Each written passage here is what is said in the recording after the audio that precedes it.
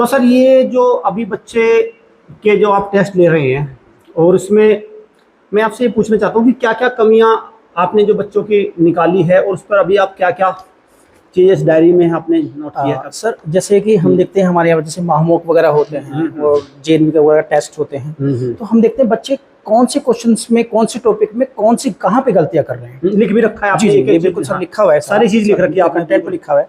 जैसे बहुत से बच्चे क्या सर हिंदी मीडियम में रहते हैं, जैसे नंबर सिस्टम में होते हैं, जैसे भारतीय प्रणाली में लिखते हैं तो उनको लिख नहीं पाते, तो मैंने उनको लिखवाया हुआ इसी चीज पे कि वो हमारे लिखा, हम उसके ऊपर ही कंटेंट बना के क्वेश्चन देते हैं ताकि हमारे बच्चों के जो मिस्टेक्स हैं वो दोबारा से ना हो।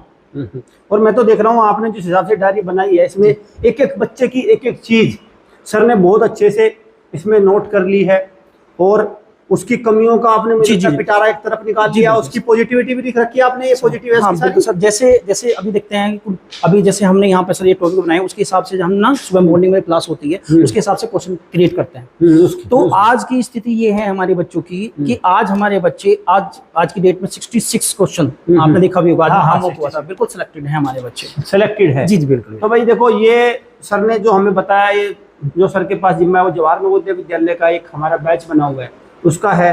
और सर कितने बच्चे अपने नवोदय में जा रहे हैं? सर हमारे 6 बच्चे। 6 बच्चे। इस बार हमारा बिल्कुल एक माइक्रो बैच बना है नवोदय, छोटा बैच बना। हाँ छोटा बैच है, तो उसमें 6 स्टूडेंट्स सर ने एक तरफ बिल्कुल सर है ना, बिल्कुल क्लियर हो गए हैं। तो मैं तो ये कहूँगा सर 9 के 9 बच्चे भगवान करेगा। बिल्कुल कोशिश तो जारी रहेगी क्योंकि वो भी हमारे बच्चे, उनको भी लिखना है, ऐसे नहीं। बट ये है कि अभी जो अभी प्रेजेंट स्थिति है वो अभी 6 बच्चे हमारे एकदम क्लियर हो चुके हैं नवोदय विद्यालय के लिए।